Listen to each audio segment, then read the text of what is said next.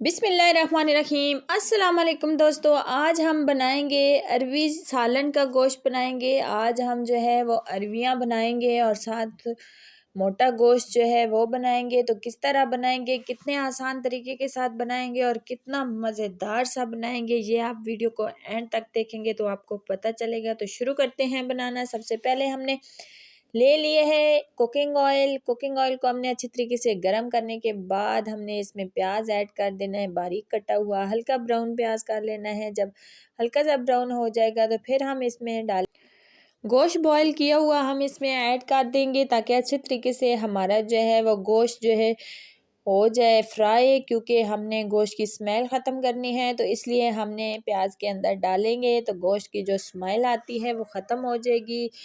काफ़ी हद तक जो है हम लोग गोश्त बनाते हैं तो उसको कम भूनते हैं, तो जिसकी वजह से गोश्त में स्मेल आती है। तो आप इस तरीके से गोश्त को भूनें, इसमें स्मेल बिल्कुल नहीं आएगी।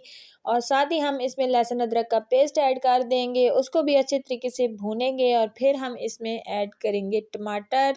टमाटर जो है हमने उनका पेस्ट बना लेना है। पेस्ट जो है वो हम इस तरीके से डालेंगे। उसके बाद हमने जो है इसको मसाले को भूनेंगे अच्छे तरीके से, ताकि जो है वो टमाटर का और गोश्त का पानी खुश्क हो जाए। जब अच्छे तरीके से पानी खुश्क हो जाएगा तो उसके बाद हम जो है इसमें स्पाइसेस ऐड करेंगे। स्पाइसेस कौन सी ऐड करेंगे? सबसे पहले हमने हल्दी पाउडर ऐड करना है हाफ़ टेबल स्पून नमक ऐड करना है, 1 टेबल स्पून भर के लाल मिर्च का पाउडर ऐड करना है।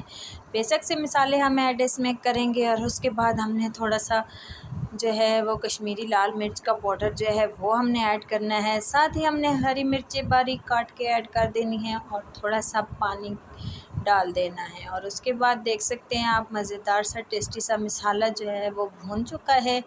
फिर मेरे पास अरवियाँ थी, अरवियों को मैंने काट लिया है। काटने के बाद हम इसमें ऐड करेंगे और अच्छे तरीके से भून लेंगे।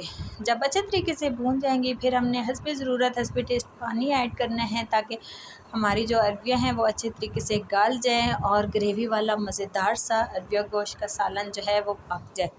तो आप देख सकते हैं आहिस्ता आहिस्ता जो है वो गोश्त पक रहा है।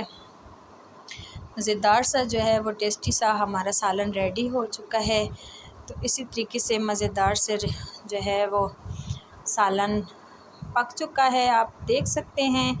क्योंकि ये जो है अरवी गोश्त का सालन है, ये बहुत ही टेस्टी बनता है। आप भी अपने घर में ज़रूर ट्राई कीजिएगा मेरे तरीके से, जो आपको बहुत पसंद आएगा। और ये आप देख सकते हैं मज़ेदार और टेस्टी सा जो है अरवी गोश्त का सालन। तो उम्मीद करती हूँ आपको पसंद आएगा। पसंद आए तो वीडियो को लाइक करें, शेयर करें। चैनल पे नए हैं तो चैनल को सब्सक्राइब करें, बेल आइकन को दबाएं और ऑल पे क्लिक करें, ताकि हर आने वाली मज़ेदार और न्यू वीडियो आप तक पहुंच सके। और कमेंट्स में मुझे ज़रूर बताएं कि आपको ये मेरी रेसिपी कैसी लगी है। ये मैंने नया चैनल बनाया है, मेरे चैनल को सपोर्ट कीजिएगा।